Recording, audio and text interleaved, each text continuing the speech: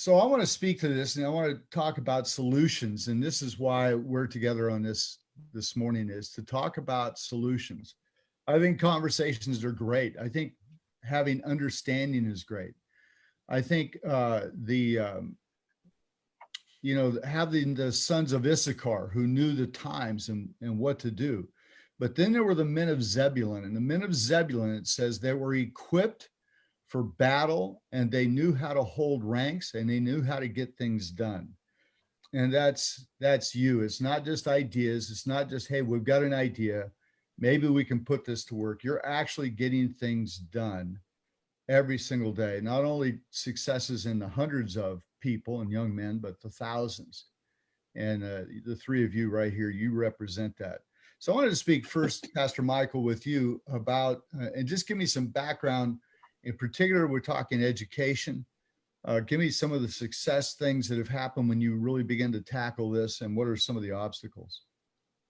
Well, thank you, Paul, and thanks for having me on. I think success for many in our community will come through the vehicle of education.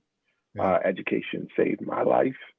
It's part of my testimony, and it's one of the reasons why I invest so much of my time, activity, money, and energy into making sure that every child has access to high quality education.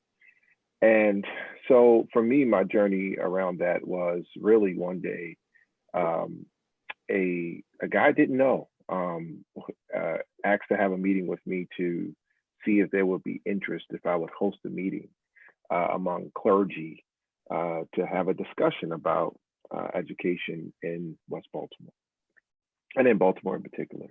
And I said, sure, I'll host a meeting. And it was at that meeting he began to lay out some really startling data to me that I was just not aware of.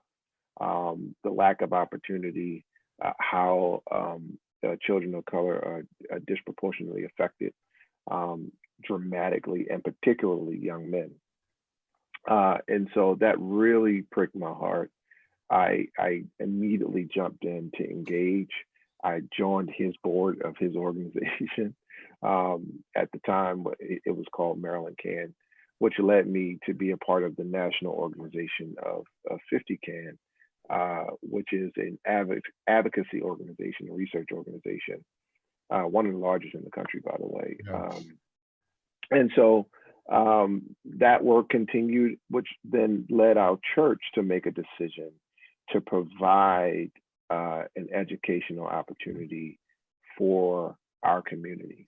And that came way of a partnership with a school called Green Street Academy, which still exists today, and we coexist in the building.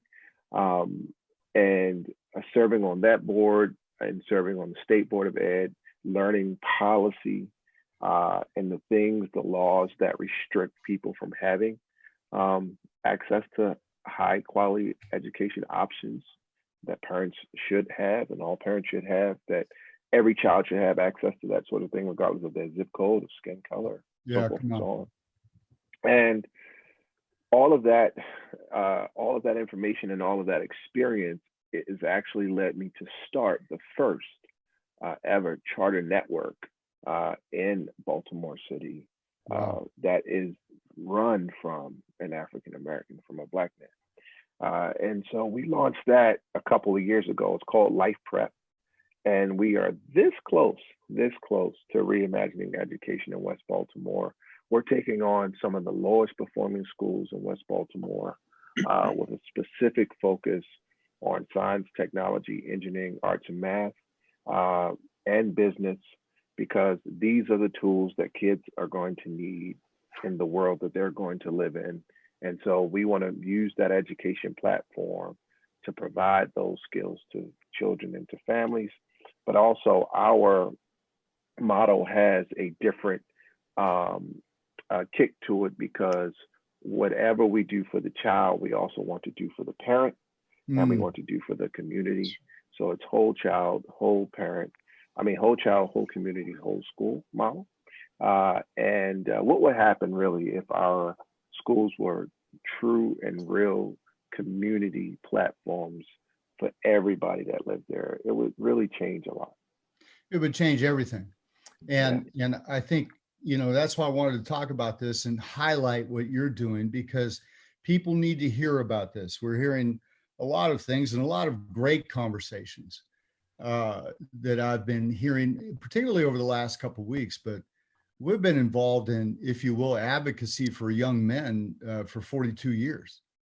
And we've seen a lot of changes, a lot of good things, but we need to continue it. And I want to highlight guys who are getting things done so somebody can come in there, Pastor Michael. You can show them, hey, here's what we're doing. Here's how this works. Here how it's, and every community situation is unique.